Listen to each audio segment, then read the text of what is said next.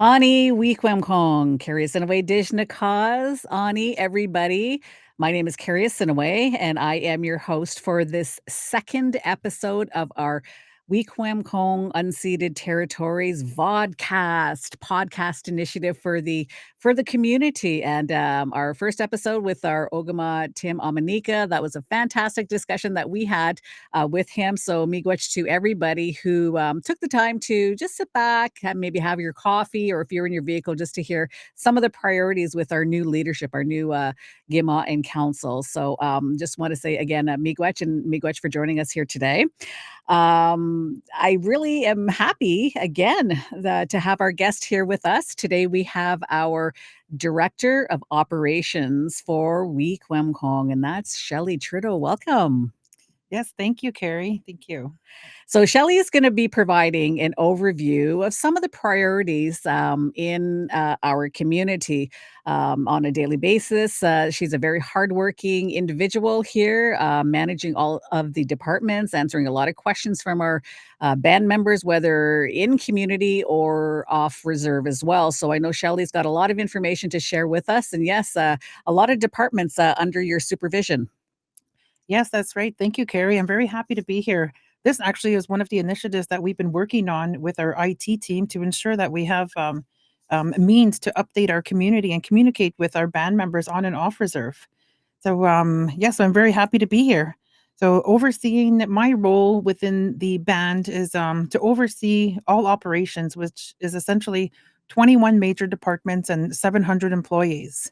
And we prioritize in action all of council's strategic plans and their priorities and issues as they come about. And my role is to coordinate addressing those issues amongst all the 21 departments, the key departments that would be involved.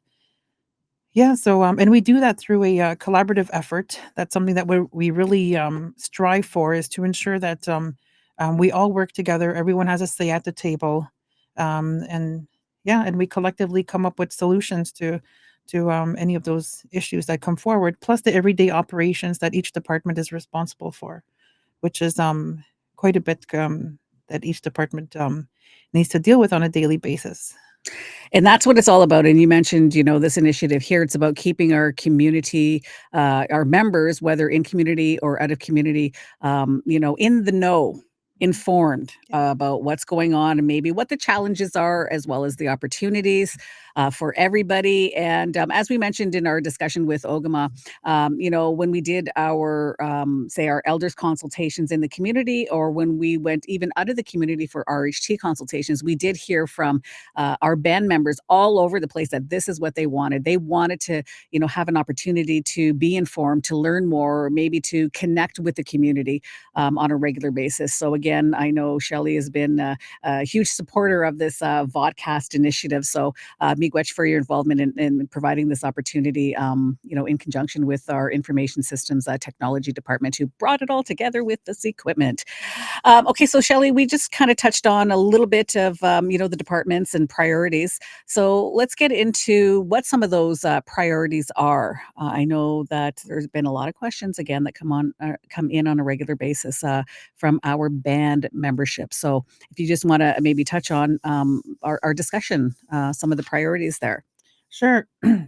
Some of the in community concerns that have been brought forward to our leadership as well to my table is the roads. What's going on with the roads? And I could say that um, by middle of October, we'll have construction underway for 1.83 kilometers of asphalt work in portions of Wiikwemkoong Way from Oak Ridge to the industrial park, and 7 kilometers of treatment, surface treatment from the Tower Road at the beginning of Rabbit Island Road to the end of Rabbit Island Road.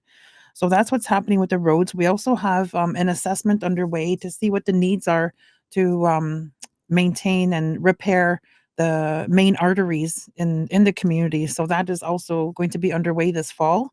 Um, we are restrained by budgets, of course, and our team is actively and always looking for resources, writing proposals and trying to get additional funding to meet those needs. But I think something that is key to the condition of our roads and consideration of how they deteriorate is that we have a water delivery system. And, in the spring, everywhere else, they have half load season, which here it's nearly impossible to do because we have hundreds of households that are dependent on water delivery and the trucks need to go. And we have the trucks going all day. They're delivering to all the rural areas, and water is essential. So that's one of the main factors as to why our roads deteriorate so quickly. Another initiative that we have started in response to our community members having concern about community safety, and what can we do as an organization to contribute and increase community safety. So we have had the surveillance team, which operates 24 hours a day, 7 days a week, includes drone surveillance and video surveillance at our Wiikwemkoong properties. And that has really assisted the community and our first responders, our the emergency services, and assisting them in any work that's required. And I can't go into too much detail, but I could say that they have been um, um, quite the party contributing to increasing community safety. Mhm. And this past Monday, Gimon Council approved the implementation of a security team, which is also going to double as a bylaw enforcement team. So we put forth the plan, again in response to um, how can we increase community safety and enforce our own bylaws. So in response to that, we came up with a plan. We proposed a plan, and we have 10 personnel with a supervisor. That postings will be going out in the next couple of days for some of these positions. They will be trained in security and by law enforcement.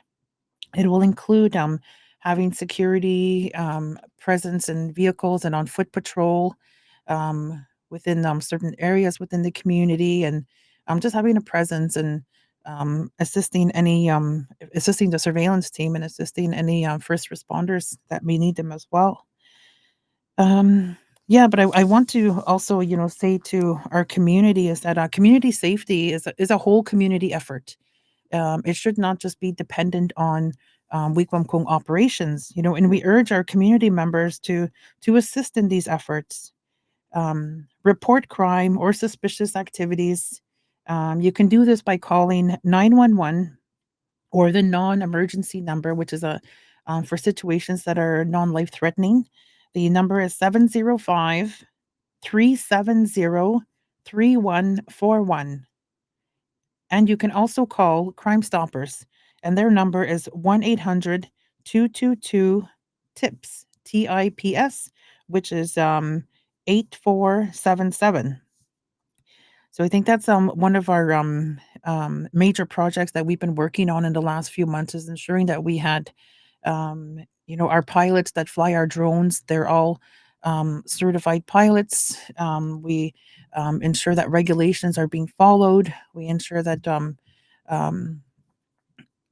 the requirements for flying the drone, the height specification and all of that. We ensure that all the operators are fully trained. We do hear sometimes, Carrie, about someone saying, "Well, I think that drone. We seen a drone. It was flying quite low." Mhm. I can say that all of our um, flights are recorded. So if there's any concerns, I have answered a few concerns, and we could say that most times those concerns are not our drones. There are personal drones out there, and we have no control over those. But I know our drone flights, they're all recorded. Their height is recorded. Any video footage, it's all stored immediately, can't be altered. So yeah, I think the integrity of our programs is of the utmost importance, and that's one of the things that we ensure is priority and kept in in line with all of our employees. The integrity is definitely top priority.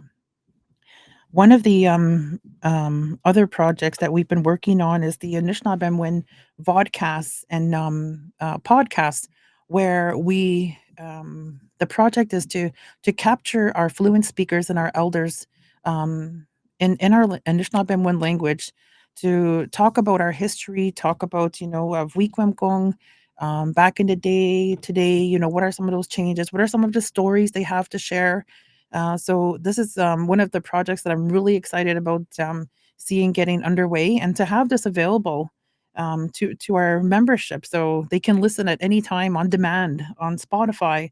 You'll be able to listen to our elder stories um, in full Anishinaabe. Uh, yeah, and some of the other projects that we're working on is, of course, I think as everybody knows, the new elders home that we're working on getting construction underway. We also have a cultural center that I'm working on. We're currently in the feasibility study stage, as well as the child and family services building. It's in the feasibility study stage. We have the new school that is currently underway, and the addition to the administration building here. Mhm. We have so many new and emerging programs and needs, and we've just run out of office space, and one of the solutions to that was to expand the current band administration building to be able to house those much needed positions and programs. Another key project that I wanted to mention is that we've been working on a wellness strategy, and this has been underway for since the beginning of summer. We have a consultant working with our community. We've worked with all the managers. We've gone to community members to seek their feedback, to hear what are some of those issues, and what are some of the solutions that we can collectively work together to ensure that the wellness is in our community is priority and improved upon. So this is near wrapping up. It'll be presented to council very shortly to have their input, and yeah, so I'm really looking forward to seeing what those strategies are. Yeah, so in a nutshell, I think, Carrie, that's some of our main projects that Wiikwemkoong is and administration is getting involved in. And that's fantastic. Miigwetcha for that, Shelley. So those are the projects, and there are, like we mentioned earlier, there are concerns that have been coming in on a regular basis, and I want to touch just on a couple before we end our session together here today. When we're looking at ATVs, the quads, we're getting a lot of I guess concerns, even complaints about noise, and I know that you're working on that. What are you working on with Yes, that? that's correct, Carrie. In the last few weeks, and I think it had to do with the influx of funds due to the Robinson Huron Treaty Settlement per capita distribution. Many people, we now see an influx of quads and ATVs, and our community members have been complaining about the noise, throughout the night. So I could say that I have struck a working group, and we are looking at creating our own bylaw that we can enforce. So yeah, that's something that we just began in the last couple of weeks. We started some research. Our team has started research, and um, as always, it's there's a lot of work that's put into ensuring that we are creating a bylaw, that's enforceable, that is with the community in mind. But I can guarantee you that we have started our work on that. And I wonder another in regards to that, fireworks or firecrackers. We hear, a lot of concerns about those going off all hours of the night and early in the morning. So maybe that's something that will be looked at as well when we're talking about noise. That Yay. yes, that will be included. It's, yeah, it is going to be, in consideration of all community members. I think we need to be mindful of that. Mhm. And, yeah, it will be about, having a noise bylaw. Great. Yep, for sure. And good news, when we're looking at, you're talking about community wellness, a lot of our youth wanna access, the ballpark, and I know that, there's been concern about the lighting, so I know lighting has, been enhanced there as well. Yes, yes, we just finished that project as well. So, it did take some time. There was some erosion of the wiring underground, which we had to repair. And I'm happy to say now that all the lights are fully functional, new LED lights. The ball field is now available for use after dusk. The youth, I know they were asking for that, and to be able to play ball like into 7, 8 o'clock in the evening, and it's now available. So that's one of the other projects that we just completed. That's awesome. Mhm. And lastly, Shelley, this is something that, we've heard a lot, obviously in the last year, but more so, over the last, couple of months, since August it's the RHT. So that's Robinson Huron Treaty, PCD, per capita distribution and the payments. And, there were some challenges, at the beginning of August, when all the PCDs were to have been issued to all band members. But there have been challenges, right? And I know that you lead the team here, that are now rectifying all of the issues, that have arose, with all of this. So if you just want to quickly touch on, what some of those challenges are or were, and what you have done with your team to ensure that our band members are receiving their RHT PCDs. Okay, miigwech, Carrie, yes, I do receive calls on a daily basis, numerous calls, inquiries into their RHT, into individuals' RHT payments. So in the onset in August, what occurred was the process first is that we collect the information, the release and discharge form, the identification, their void check or direct deposit form, if they choose that option. So we collect all the information here, and then we upload it into a secure encrypted file that to Peace Hills Trust, who is then processing the payments for us. So essentially, it's the information that we collect needs to be correct. And we had multiple ways of collecting that information. We had in person, various locations within the community, and then we had by email. And when we in the first couple of transfers or upload were interrupted due to the power fluctuations. So the transmission wouldn't fully upload, and then some were missed that way. So as those individuals called, and we'd have to go back to the paper files and see their where they're re-upload their information. But I think one of the, other major, I think delays has been the email. So we have received thousands and thousands and thousands of emails, and, where it's difficult to keep on top of that. Although we have, right now I have a team of 4 that's, working on, um completing what's left of the, applications.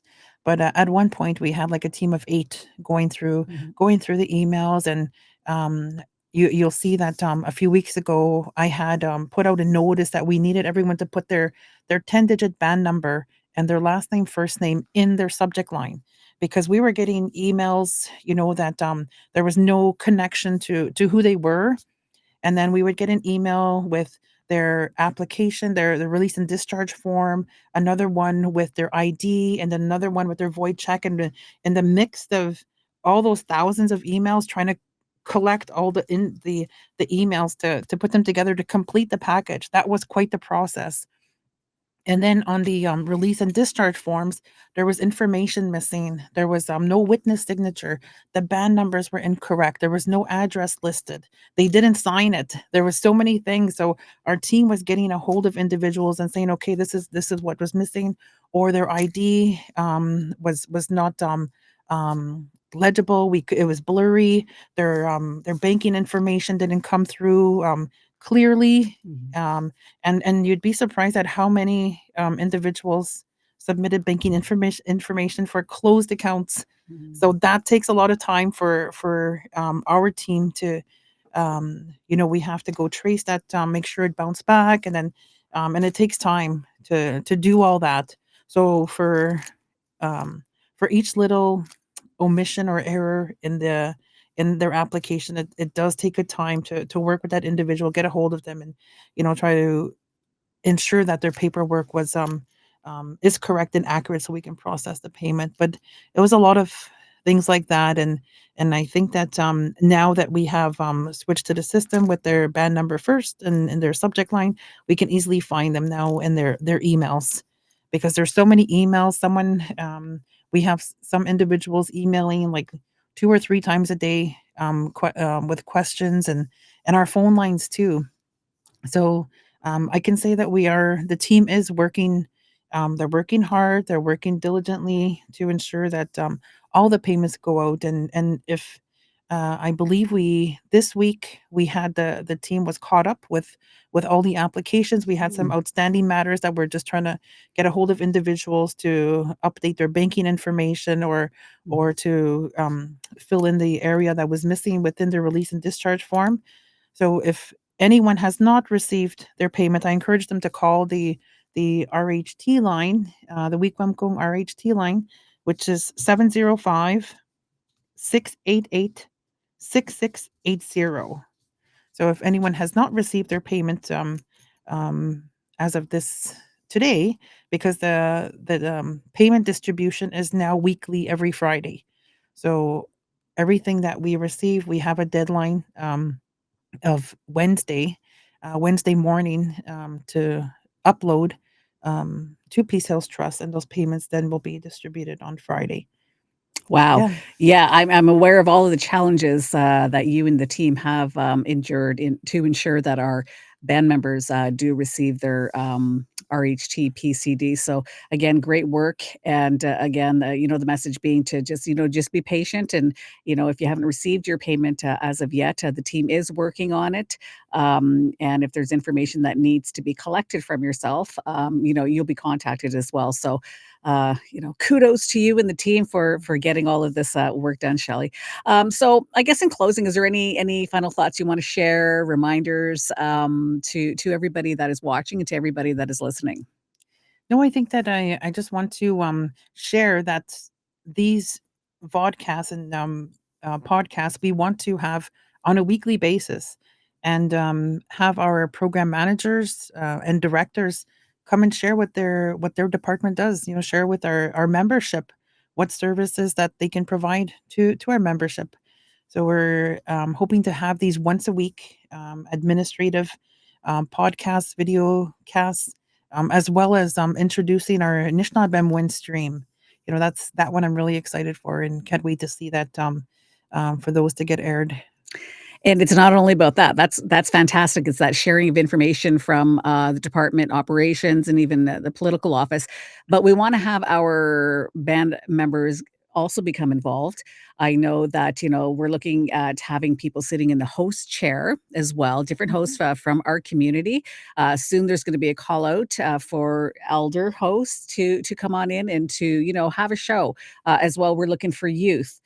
We'd like to see more youth program, youth discussions, because we know that our youth have a strong voice in the community. And I know they have a lot to talk about, a lot of concerns, a lot of opportunities, that kind of thing. So that's also going to be an initiative that this vodcast will be working towards. So I know, Shelley, you're going to be, spearheading that and the call out as well. So yeah, I just want to say Chimigwech to you, our Director of Operations, Shelley Trudeau, as well. Chimigwech to everybody that is watching and everybody that is listening. And a reminder that this is available on our YouTube channel. Wiikwemkoong Unceded Territory at 26 is our YouTube channel, as well on Spotify with the same name as the vodcast, which is Wiikwemkoong Unceded Territories Vodcast.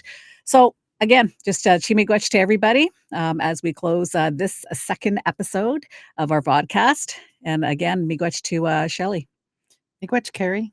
Bama. Bama.